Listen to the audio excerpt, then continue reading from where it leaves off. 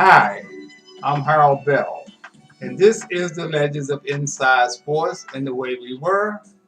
And I'm back. Joining us again on this segment is my partner in crime, Mr. Chris Johnson. Chris is a graduate of Gwynn Park High School in Prince George's County.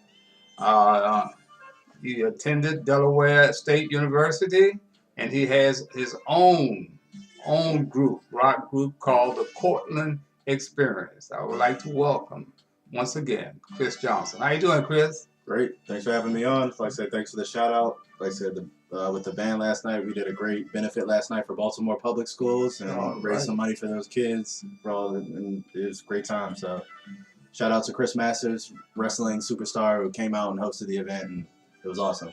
That's fantastic. That's great, man. Give something back. That's what it has to be all about, man. Well, you out under the weather there for a few minutes too, Chris. So down for the weekend. Yeah, a lot to catch up on. Yeah, a lot to catch up. Well, a lot of things are going on, man, and seems like the most popular sport today is sex in the college ranks. And of course, you are aware, of course, of Penn State and football coach at Sandusky. I think he got run out of there for sexual abuse with student athletes or students, period. At Baylor University, they had another sex scandal there. And now we're talking about Michigan State and Larry Nassar. And the judge just gave him 175 years. Threw the book at him. Yeah, threw the book at him. And now, of course, the president has resigned at Michigan State. The athletic director has resigned. Now they're talking about Rizzo and the football coach. I heard they're trying to clean house. I mean, they need to show accountability. I mean, a lot of these big-time Division I cultures, those coaches are like gods. Like, they can't, a Nick Saban level coach or someone like that, those ADs, they make so much money for those schools. It's almost like the Me Too movement and all that. Like, they feel like there's a culture where they're untouchable. They can do whatever they want. Like, so it's really tough to get over that culture in college and anywhere really, but especially in the college sports culture. Mm-hmm. You know, one of the things that amazes me, how this abuse can go on for so long, for decades, man, and nobody in authority says anything about it. Same thing happened at Penn State with Joe Paterno, one of the top coaches to ever coach the game. This happened right on his call, man, in his space, and he knew nothing about that. So we should not have been surprised that they had to get him and Sandusky out of there, and Joe ended up dying. A couple of years later, man. Right after that, yeah. Really ruined his entire legacy. Yes, it did. It's the end of everything, which it's upsetting. But yeah, if you were complicit in that type of abuse, then your legacy deserves to get tarnished. I mean, that's not something that, as morally as a person, that you can allow to go on under your watch. Mm-hmm. At Baylor, I knew the president of Baylor, Ken Starr, because when he was here in Washington working for one of the administrations, he used to come out to Anacostia High School and volunteer his time. So we became friends, and then he, of course, went on to Baylor University, became the president of Baylor. And when I found out that he was the president and allowed something like that to happen, man, it just blew my mind, because he seemed like a man of integrity. You know what I mean? I don't know if it's the dollars or what that that they can't see the forest full of trees, man. It's usually the money. Like I said, that's the root of corruption. It's how much money these guys are making for the school and off of these athletic programs. And I feel like the Division I athletic, system for most athletes is broken anyway. They're exploiting these athletes. Mm-hmm. Yeah, and making millions and millions and millions of dollars off of these athletes, who a lot of them are struggling to, pay their bills just off of their scholarships. So it's a broken system, and you're just just like our government, you see a lot of that corruption is just spilled over, man. It's spilling over. And one of the things at Michigan State, the kids were taking it to the administrators and telling them, hey, this man is sexually abusing us, And man, some of the things that he was doing, how could you ignore that? Swept under the rug. Swept under the rug. And now they have asked the U.S. Olympic team, whole board to resign. Yeah, I heard they turned in their resignation. Yeah, I mean that whole trial was incredible to have like 100 different people just go in there and give their accounts of like how many people could you have abused and like my God, like it's ridiculous. So it sounds like something from a third world, man. Yeah, it really did, man. That they will allow these kids to be abused like that. Repeatedly over and over again. So anyway, Larry Nassar, he got it. I mean, he's talking about a license. That's a death sentence. Yeah, because that's on top of the charges that he had before. So that he's gonna die in jail regardless. Probably won't have a good time in there based on the type of charges he's got either. But they ruined so many lives. Not him alone. He wasn't complicit alone. It was the rest of those folks who's supposed to be looking out for the young adults, man. For those young athletes, they're supposed to. If you report something, that should be taken credibly. It shouldn't be swept under the rug, or you shouldn't, just like these allegations that are coming out in all facets of life now. Like they have to be taken seriously until they're disproven. Not to say that you're guilty. I mean, you're innocent until proven guilty, but at the same time, every allegation has to be seriously looked at and investigated. You know who's probably sitting back and smoking a cigar and got his feet cocked up? Bill Cosby. I knew he was going to say Bill Cosby. Yeah. Got his feet cocked up, man. Was the demonized for just as like the sole person who was on part. All of a sudden, me too. He's been taken off the board, even though I understand he's still in trial. But man, I tell you, man, something is wrong with us, man. Everybody, we always want to hear the truth as long as it's about somebody else, but we don't want to hear the truth about ourselves. We always talk about truth to power, but when you bring truth to the table, they run and hide. Oh yeah, they run and hide, man. That's just the culture we're in. Like I said, it's a lot of broken systems that are coming to the forefront, and I think people are starting to wake up and realize just how broken some of our institutions are. Not just in sports, but just all the way up through the government, and like I said, morally, us as a country and as a people. Yeah, and while we're talking about our student athletes and student period, I mean some of the problems that we have in the Prince George's County system with these grade fixing, people graduating without finishing their curriculum in Washington and in Prince George's County. Oh yeah, that's been happening since I was going to school. In PG County, the student athletes getting pushed through classes, not properly, getting the proper education. So when they go to school, go to college, that next level, if they have any interest in actually getting a degree and not going pro, then they don't really stand a chance. Yeah, honestly, because they're not. Man, Chris, I have to take my hat off to you, man. Here's a young man that had just over in Baltimore trying to help that system out, another corrupt system. Very corrupt. I remember when I first came into the media, one of my first sponsors was the Maryland State Lottery. And I was one of the very few. I was the only independent that had the Maryland State Lottery. You had their own radio station and everything else to get the lottery in. But I was able to get into a friend of mine by the name of Senator Decatur Trotter, who was like my mentor. And he was able to get me a contract, for my show. And the first thing that the lottery said, the reason they came into being was to put back money into the educational system. You understand? They always say. Always say that, man. With the MGM and casino too. Yeah, the casinos. Anytime everybody. They do something, they say, we'll put this back in the schools. Yeah. All of a sudden, the schools still look broke. That's right. Year after year, the schools are still run down. There's still temporary classrooms everywhere. There's still not up-to-date books. There's not up-to-date technology. I remember when I was in high school, we didn't have any computers for the computer classes. We had dusty old 15-year-old textbooks. It's ridiculous. So that money is going somewhere. Yeah. The money going is in there. their pocket. Yeah. That's where it's going. That's where it's going. Well, let's take a look and see what's going on in sports, man. Let's take a look at the NBA and the All-Star snubs. It's almost impossible. When I heard that they wanted LeBron James and Kevin Durant to pick the rest of the teammates, man.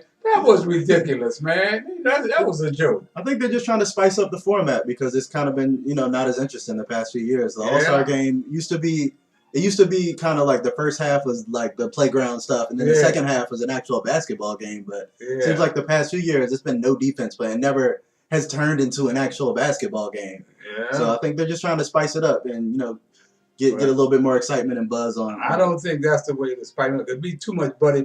You go select your teammates. That a lot of guys would be teed off about that, man. So I don't think they should. Yeah, well, they didn't select the All-Stars though. They're just picking who they want to play on their teams. I mean, the starting five was fans. Yeah, and then the coaches and everyone else picked the rest. So I still think the East or Steph Curry's team has gotten. He's looking a little lopsided there. Is that right? He's got. I think a lot of the people that are borderline or fringe All-Stars that might not have made it, like Kyle Lowry this year. His numbers are not as impressive as they've been. Al Horford, as Shaquille O'Neal made a big deal out of it. He averages 13 points and 6 rebounds or 7 rebounds. Those aren't all-star numbers. Yeah, like, right. I know he makes a big impact on the team, but they're more deserving players than 13-point per game players out there. But this still should be a fun game. I think it'll be interesting. I'll give it a shot. Well, one of the things too, you got to realize that like you say, they played playground the first half, then they try to get serious the second half. And the scores have been so lopsided, 175 and all defense. That. Come on, man. But some of that look like it has spilled over into the regular season, the way these guys are playing, the way the Wizards are playing. Oh, yeah. I mean, these guys are just giving up too many points. Only the elite teams defend. Really. There are a lot of talented offensive teams like Phoenix and teams like that can score points, but they don't defend anyone. And the Wizards kind of go back and forth on that. They have a lot of defensive lapses throughout the game, little easy stuff, easy buckets that they give up.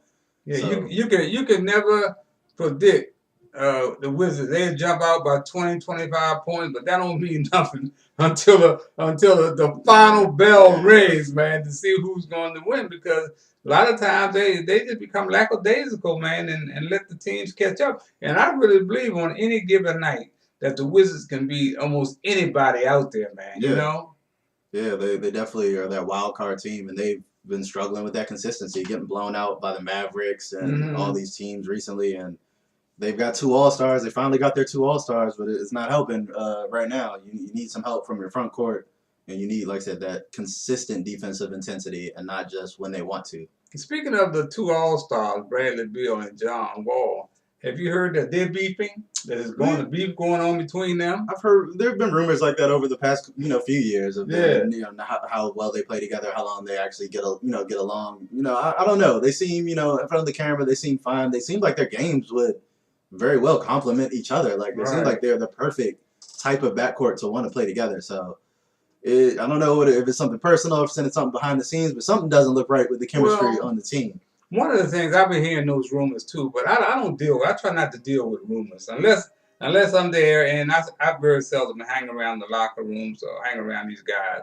I pay absolutely no attention to it because I heard the same rumors when Gilbert Arenas was there. They were gambling, and they carrying guns in the locker room, And I'm saying, well, where's the checks and balance system on these guys? If I'm hearing it from the outside, somebody who's supposed to be in charge is insecurity or something. I know these guys, especially the media folks, man. They could prevent a lot of this stuff, but they want to be so uptight and close with the guys. They just let things go by, man, and don't say anything, and that could be very dangerous. That set the Wizards franchise back until they got John Wall. That whole guns in the locker room thing culturally destroyed the Wizards for a while. Got rid of Arenas. Crittenden, everything, that whole culture was toxic, and they wanted to get Gilbert out of here before we even got John Wall in here. It's for a fresh start on a new culture change. Well, one thing, the last Wizards championship team, of course, I was there for. That's how old I am. I was there for that, and they had stars like Elvin Hayes and Wes Unseld. I mean, these guys didn't double date. They didn't get along. But when it came time to play that ball game, I'm thinking they were there. Like Kobe and Shaq. Kobe and Shaq. We're best of friends, but man, on the court, I'm kind of that mindset as well. It's like I don't really think it matters as much as if they get along, if they're best friends offside the court, as long as they can handle their business when they're at work, and they can function well as a basketball unit. Right. You don't have to be someone's best friend to be play well with them on the court. Right. Another thing that's been very controversial in the NBA too is the beefing that's going on between the players and the referees. Yeah, I've seen a lot of technicals, a lot of chippy play, a lot of I think I like actually what the refs have done as a whole. You know, there's been a lot of missed calls and thing drops here and there, but I like the fact that they're letting guys play a lot more. They're not calling as many ticky tack fouls, and I think a lot of players are complaining that they're not getting the calls, but it's helping the game speed up. It's keeping. I don't want to see ticky tack little flop fouls and stuff like that. I want to see these guys play and not be crying to refs all the time. So, well, that's one of the things that has really turned me off. Every time a foul is called, one of the players up in the ref's face, trying to have a whole conference. Yeah, trying to have a whole conference, and I don't think that's very professional, because that's a tough job, man. I mean, with these great athletes that we got today, man, how fast the game is, man. They're gonna miss something, and I'm glad they got they can go to the instant replay and see exactly what's happening on some calls, critical calls. So, yeah, I actually really like what they've done with the speed of the game. I can noticeably feel the game's moving a little bit faster and having less interruptions and less ticky-tack, fouls and less stoppages. So I like the pacing, what they've done with the NBA. Like I said, the players, a lot of Kevin Durant's, James Harden's, people like that, a lot of complaining, but just play ball. Yeah. And everyone's getting the same type of calls. Yeah. Well, let's move over to Cleveland and see what's happening over there, man. They got a problem over there, man. I don't know what's happening. It's like a circus over there. I think it's like, I kind of saw this when that trade happened, though. I was telling people they're saying Isaiah Thomas and Kyrie are basically the same person on paper if you look at their numbers, but that height difference makes a huge difference defensively. Right. Like Kyrie being about 6'3" and Isaiah Thomas being 5'8". 5'8", you can't guard too many of these modern day point guards, John Wall sized point guards at 5'8". So Isaiah Thomas, one, is throwing off their chemistry because he's such a ball dominant player that shoots and has the ball in his hands a lot. But also it's just the fact that a lineup that has J.R. Smith, Isaiah Thomas, and Kevin Love is not going to be a defensively great team. Those are three subpar defenders in your starting lineup, which they have just adjusted now to go big again and put Tristan Thompson instead of Jay Crowder. But still, they got issues. They got defensive issues. For the most part. They got some issues, man. And I understand that Isaiah Thomas called a team-only meeting and took a whole lot of heat because they say that he was blaming Kevin Love. Yeah, I heard Kevin Love got kicked around in that meeting a little bit. Yeah, man. Kevin Love is just a good, solid, consistent player. He is what he is, and he's been what he's been in this league. He's a 2010 guy, but he's never been an impactful defender. He's not a rim protector. So to have him at the 5, you're asking for trouble. People are going to be going to the rim on you. Right. It was an interesting game last night or night before between the Boston Celtics and the Golden State Warriors. And of course, that was a hookup between Stephen Curry and Kyrie Irving. Yeah, big time game from Steph. Yeah. 49 points. 49 points, man. I guess Kyrie got about 37. Yeah, 30 years. He's in the 30s. Yeah, but it was a big time point guard shootout. Those are two of the best offensive point guards we have in our game today. So it's always fun watching them duel. Yeah, but the Golden State Warriors came out on the winning end. They're still the favorites. I mean, I think things have tightened up a little bit, and they don't look as invincible as they looked last year, the Warriors. But at the same time, I think they do have legitimate threats now. But they're still the favorites. Yeah. They're still, when they're firing with Durant and Curry. Man, I tell you one thing that happened this week. Of course, the Wizards just came off their longest on-road away from home in a long time. They had 5 games out there, and they come back 2 and 3. But there was something disappointing to me, man. I hated to see it because this guy is so talented. DeMarcus Cousins looks like he's going to be out. Yeah, he's done for the year. Man, that's tough, man. Yeah, that was really fun to watch. The Pelicans have something there. If they could keep those two guys together and just add a few competent perimeter, swingmen and a decent point guard, then that could be scary. Watching those two guys play has been really, really fun. Cousins has had an amazing season. Just about a week ago, he had 44 and 22, and he's having these huge games. And we just haven't seen. This is like the new era of the Twin Towers. The two talented big men playing together like that. I haven't seen anything like that in a long time in the small ball NBA. Yeah, it was something else interesting that I had read. They're talking about legalizing gambling in sports, period. and that's going to cause a whole lot of problems. And I understand that the NBA is already asking for 1% of anything better on NBA Get in games. on that early. Hey man, they asking for the money up front. They want their money. They want 1% whatever is bet on the NBA. So I think that's gonna cause a whole lot of problems if it comes to legalized gambling. I think also that it may cause some problems, man, that we haven't had in a while. I'm talking about guys throwing games. Yeah, but I say that's the only thing that worries me about that. I'm pretty libertarian on a lot of things about legalizing things, but when it's talking about the game, I can't help but think of Tim Donaghy and all the refs throwing games and players throwing games and Pete Rose type stuff going on. Like I don't know. I would try my best to keep those things separate as possible, just for the integrity of the game. Yeah. Well, we got the Super Bowl coming up next week, my brother. It's gonna be the Philadelphia Eagles and the New England Patriots, and they're gonna be in Minneapolis, man. And I'm going. Hey, one of my buddies on from Philadelphia who's been covering the Eagles to see exactly how he feels, but there's no way I can go against New England. Yeah, I mean, I think New England's definitely the favorites, even though, again, that last game they played, there was a disproportionate amount of penalties called on the Jaguars. Yeah. Compared to the Patriots, about 10-1 ratio. So I'm not saying anything, but I am saying anything. Like they get all the calls all the time, and it's getting ridiculous. This Super Bowl reminds me of the presidential election. I'm not interested at all. Both teams, I don't like either team. Being growing up a Redskins fan, I cannot root for the Eagles, and then I hate the Patriots. So this will be one of the most least interesting Super Bowls to me. Is like Hillary Clinton and Donald Trump about to go lace them up and play one-on-one. I don't care. Well, something else is happening in pro football. The Pro Bowl. Does anyone care, or is anyone watching? That's even less relevant. I almost forgot the Pro Bowl was a thing like that. We talked about how bad the NBA All-Star game's gotten, but the Pro Bowl has consistently been the worst All-Star game of all sports. Yeah. There's not even a semblance of defense or competitiveness. It looks like just a walkthrough of guys just messing around with their buddies. And, I don't need to watch that for 3 hours. Yeah. So I think they could just have the selections and just not play the game. Right. Because I don't think anyone's interested in seeing the game. Yeah. I don't know what the ratings for the Pro Bowl have looked like lately, but I can almost guarantee they're not good. Yeah.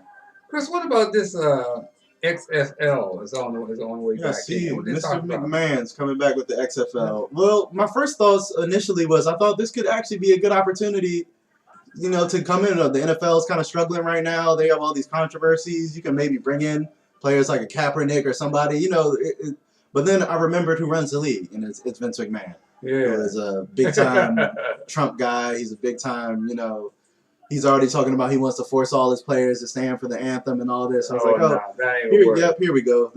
All my optimism for the new XFL just went down the toilet once I remembered who Vince McMahon is and what the possibilities for that is. Yeah. I mean, that's not good. That's definitely not gonna work. And they're talking about Johnny Manziel as his #1 target. Like I'm good. I'm already losing interest in the XFL that hasn't even launched yet.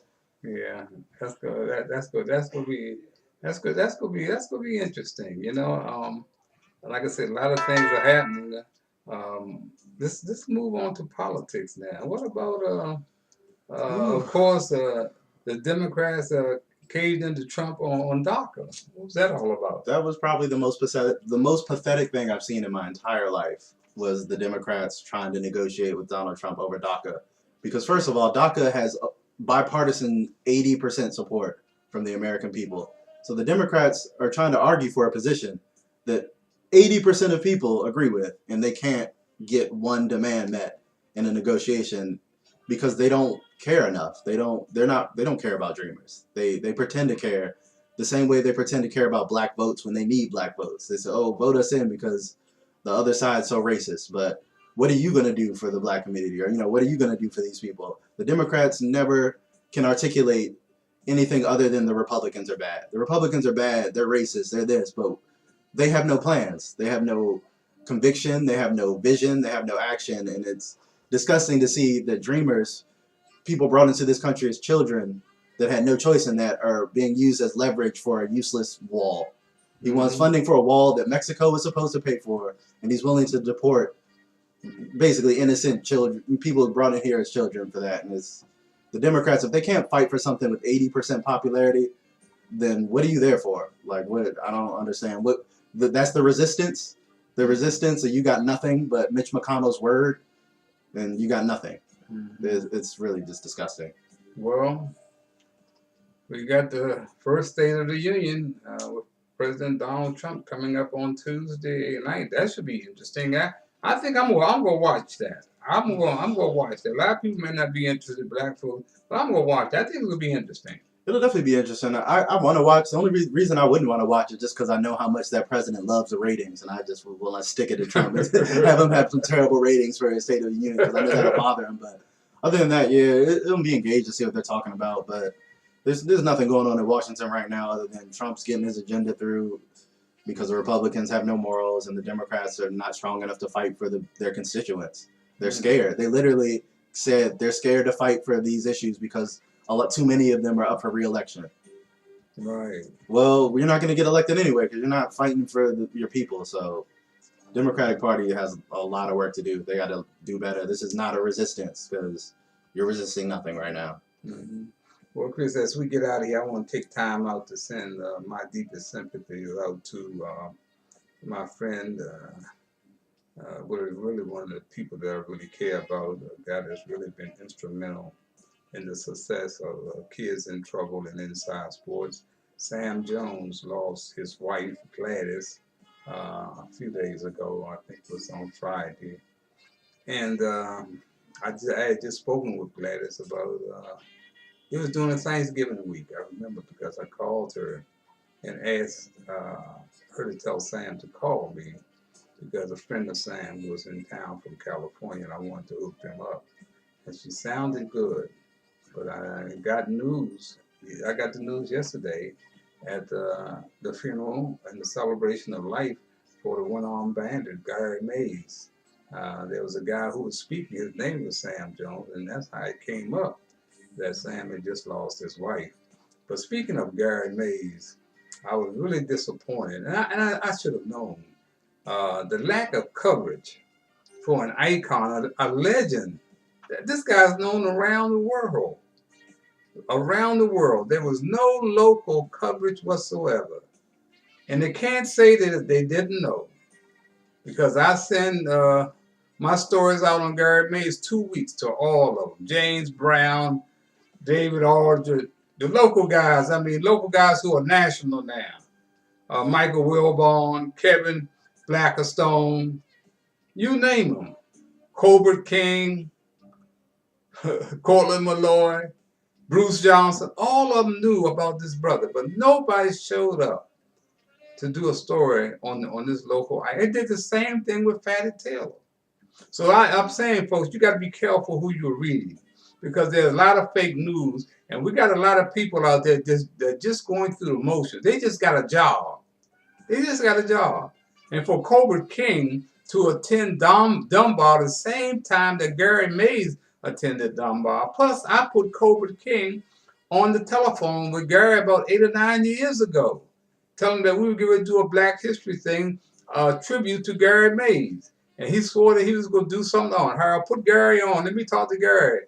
Yeah, that's something that I need to do. I remember Gary when I was at Dunbar, right across the street. My son is an editor for ESPN. And nothing, man. In fact, Kobe King lives about 10 minutes from where Gary was funeralized, at 19th Street Baptist Church. I hope Dave Aldridge was out of town. And I couldn't depend on James Brown and Michael Wilbon being there. And they know about this man, because Michael Wilbon was at the tribute. He was at the tribute that I had at his Chili Bowl. And for the folks not to even acknowledge that this man lived, they give us no credit while we're living and no credit when we die.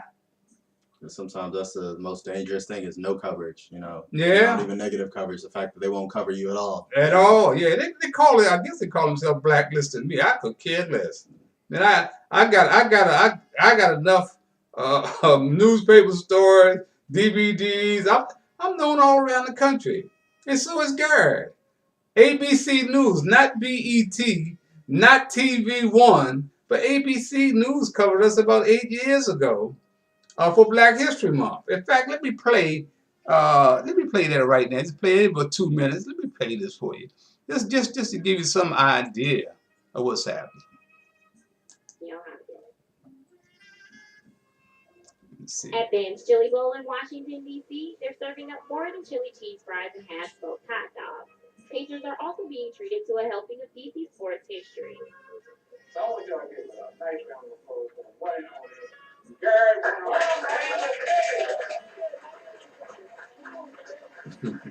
Gary Mays, known as the One-Armed Bandit, is a local legend whose accomplishments in sports have long been forgotten. In the 1950s, he was considered the city's best high school baseball player. He also was talented on the basketball court and likes to recall the time he shut down future NBA Hall of Famer Elgin Baylor. I took my really all that sweat on it. And he right there and threw the sweat in his eye and stole the ball. And when I made the layup, that gave us a 3-point lead. Mays is recognized as a part of the series. Who you see there? Is that Michael Wilbon right there? Right there. Sports radio pioneer, Bell. Yes, I wasn't familiar with the story. Like, it's an incredible story. Like, and that's amazing. That should be on ESPN front page. Mm-hmm. Yeah. I did this, man, because a lot of these guys don't get the credit. I mean, I had my own radio show, done a lot of TV, so I could promote myself. But these guys, they're the ones that inspired me, man. So I wanted to take time. Who's that? James Brown there? James Brown. So all of these guys are aware, man. But I'm trying to figure out what is it about the dollar bill that makes them forget? Yes, people just get out of touch. Yeah, get out of touch. Yeah. Red, that's Red R back there. Earl Lord, that's Muhammad Ali. So it's just too bad that we don't really see the forest for the trees, man. And we just don't look out. We don't cover the real news, man. And that's what it has to be all about. Guys talking about he's a historian. How you gonna be a historian? And here we got a big movie documentary coming on Earl Lord. That's a scam. NBA ball players are being scammed on this Earl Lord story that's coming out in February. James Brown knows about it. Michael Wilbon knows about it. David Aldridge knows about it. Butch McAdams know about it. Just check on Butch McAdams and see if you ever hear it on his show. You know, I guess maybe because maybe it's coming from me. Maybe they don't like the source that it's coming from. But I've been doing this since 1970, calling it exactly like I see it. Well, Chris, thanks so much for being a part of Legends of Inside Sports. And once again, rest in peace, Gladys Jones, and rest in peace, my man, the One-Armed Bandit, Gary Mays, and Donna and the kids. Hey, God bless you. Well, that's going to be it for this segment of the Legends of Inside Sports and the Way We Were. And I want you to remember, I just got through telling you that every black face you see is not your brother, and every white face is not your enemy. And by the way, John Thompson even came out. I didn't see him, but they announced that he was there. He even came out and paid his respects to Gary Mays. So, hey, man, you guys are lacking, man. You need to get on your job. Hey, until next time, I'm Harold Bell, and you can color me gone.